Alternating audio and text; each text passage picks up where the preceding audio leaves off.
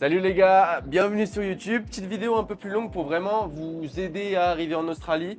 Et je voulais prendre plus de temps de parler avec vous parce que Instagram c'est rapide, c'est 30 secondes, 40 secondes. Et du coup là je voulais discuter avec vous de 10 minutes pour vraiment vous aider sur votre arrivée. Il y a énormément de gens qui vont arriver en septembre. Donc c'est pour ça que je voulais faire une vidéo sur les 7 astuces pour arriver parce que là il va y avoir une vague monumentale qui va se balader en Australie. Il y a à peu près 200 000 backpackers qui sont attendus, que ce soit français ou autre, mais pour vous dire qu'il y a du monde. Donc il faut vraiment que vous soyez prêts. La première astuce que j'ai à vous donner, c'est venir avec des économies. Parce que si tu viens sans économie, tu peux vite rencontrer des problèmes. C'est pas, je pense pas que c'est la ville la plus chère, enfin la ville la plus chère que tu peux avoir, mais ça reste relativement cher. C'est-à-dire que je pense, pour te donner un peu une idée, avec 1000 euros, tu tiens un mois, même 1500 euros pour un mois. Et c'est-à-dire que si tu viens sans économie, tu peux vite avoir des problèmes. Surtout que tu vas pas toucher tes premiers dollars rapidement parce que le temps que tu fasses tous tes papiers, que tu reçoives tes salaires, tu as au moins 10 à 12 jours, 15 jours avant de prendre tes premiers dollars australiens. Donc, il faut que tu viennes avec un minimum d'argent. Pour moi, le minimum d'argent, eux, ils conseillent 3500. 3500, c'est très large. Donc, tu peux venir avec 2500 sur place pour commencer à être bien. Pas moins, je pense, parce que après, en fait, le problème, c'est que en venant trop vite, avec pas assez de fonds, il y en a beaucoup, soit ils dorment dehors ou sinon ils sont obligés de rentrer en France parce que personne ne les attend ici, quoi. Donc faut venir au moins avec 2500 euros, je pense. Pour ceux qui ont la déterre d'aller en mine, venez avec plus, venez avec 3500, 4000 euros, parce que c'est un investissement, tu investis à peu près 1500 euros dans les tickets. C'est un investissement qui va être rentable, on est tous d'accord sur ça, mais il faut quand même dépenser l'argent. Deuxième point, la ville d'arrivée. Donc il y a pas mal de sujets sur la ville d'arrivée. Déjà, il faut que vous vous posiez la question, qu'est-ce que tu as envie de faire ici? Si tu veux kiffer, voyager, en vrai, tu peux aller un peu partout. Si tu veux travailler seulement ou aller en mine, tu vas à Perth. Si tu as un gros fêtard, il faut que tu ailles à Melbourne. Enfin bref, chaque ville a un peu ses caractéristiques qui vous permettent d'être heureux. Moi, le seul conseil que je peux vous donner, c'est choisissez une grosse ville. Perth, pour moi, déjà, c'est à éviter, sauf si tu veux aller en mine. Uniquement si tu veux aller en mine, sinon c'est à éviter. Sinon, Sydney, Melbourne, Brisbane, Cairns, Adélaïde, pour moi, c'est des top villes pour commencer. Il y en a beaucoup. Moi, je suis arrivé à Sydney, j'ai adoré ma vie à Sydney. Là, je vis à Brisbane et je suis très heureux à Brisbane. J'ai jamais spécialement vécu à Melbourne, mais j'ai eu beaucoup de retours très très positifs sur Melbourne et de plus en plus sur Cairns et Adélaïde parce que c'est un peu plus sauvage. Je parle pour Cairns par exemple, c'est beaucoup plus sauvage et c'est plus l'ADN australienne.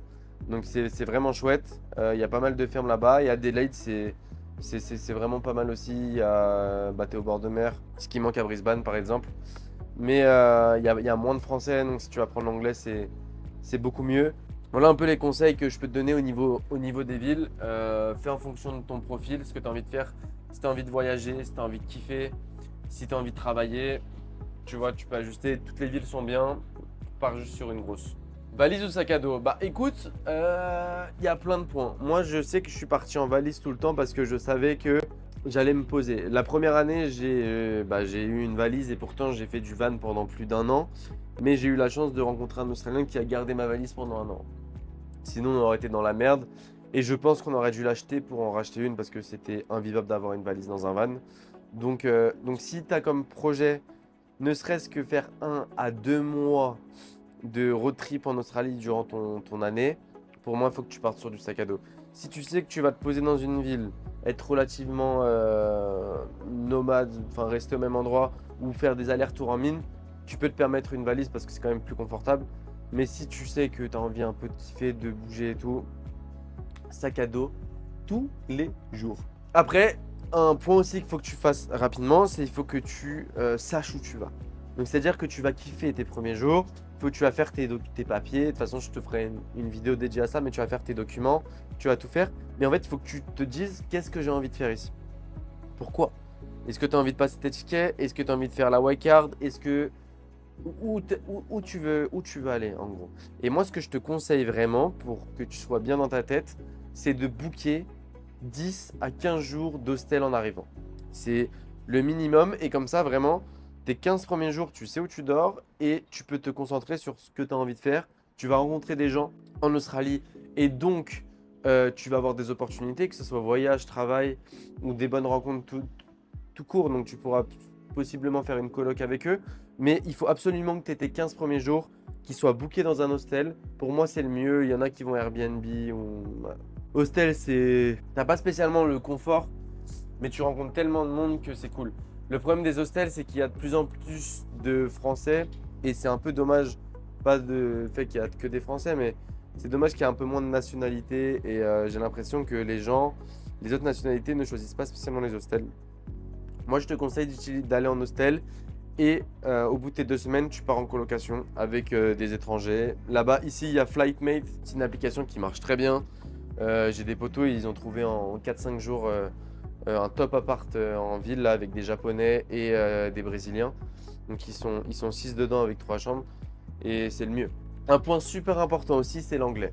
Peut-être qu'avant, moi quand je suis arrivé, l'anglais c'était plus un plus en gros, mais aujourd'hui c'est vraiment un problème.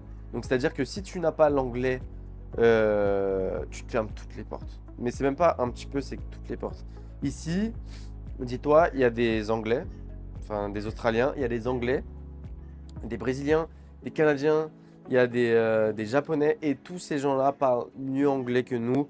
Nous, je sais pas pourquoi les Français, je sais pas si c'est l'éducation ou quoi, mais on est le pays avec le plus de mal à parler anglais et c'est un véritable problème ici parce que ceux qui n'ont pas du tout d'anglais dans leur vocabulaire, eh ben, ils sont dans la merde. Et si tu veux postuler à un bon poste, tu peux pas. Et si tu te fermes beaucoup de portes.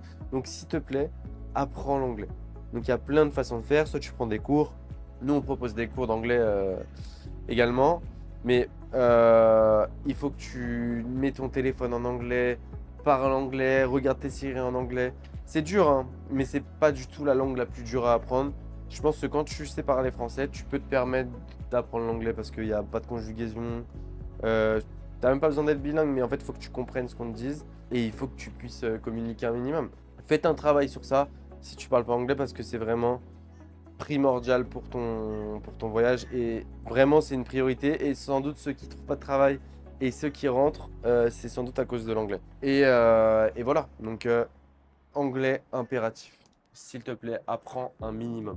Avant-dernier point, on va parler un peu des CV. Le CV, c'est quelque chose qui est super important. En gros, c'est ta carte de visite ici. Et si tu as un mauvais CV, tu peux être le mec le plus compétent du monde avec un bon anglais. C'est super compliqué de trouver un travail. Donc, il faut que tu te fasses un CV béton. Il y a plein de modèles qui sont disponibles. Il faut absolument que tu embellisses la vérité. Moi, pour te donner un peu une idée, j'avais 7 mois de scaffolding. Donc, c'est les échafaudages dans les jambes. J'ai mis plus de 5 ans. Pourquoi ça?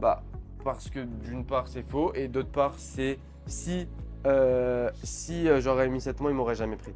Et là, j'ai pu montrer avec ma détermination et l'envie que je faisais le taf. Et ils ont même pas cramé que j'avais moins. En fait, si tu fais pas ça, tu n'auras jamais ta chance. Donc pareil, si tu veux bosser en restauration, si tu dis que tu n'as jamais bossé en restauration, qui va te prendre? Moi, demain, je suis patron, tu n'as jamais bossé en restauration, tu peux être la personne la plus motivée, je te prendrai pas. Que si tu me fais un CV un peu bullshit et que je te prends et que tu fais le taf, bah là, je te garde, tu vois. Après, il y a des trucs que tu peux pas mentir. Par exemple, des peintres. Si t'es pas peintre, tu peux pas avoir de talent. Tu vois ce que je veux dire?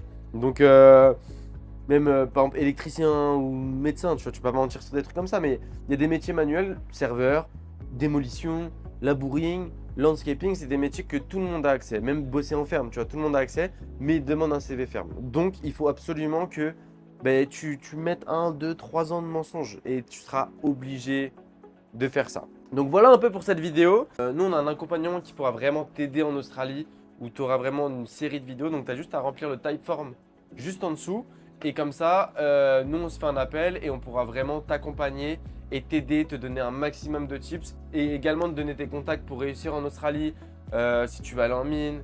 Enfin bref, on pourra vraiment t'aider, que ce soit sur ton CV, sur tout. N'hésite pas à t'abonner, moi ça m'aide énormément.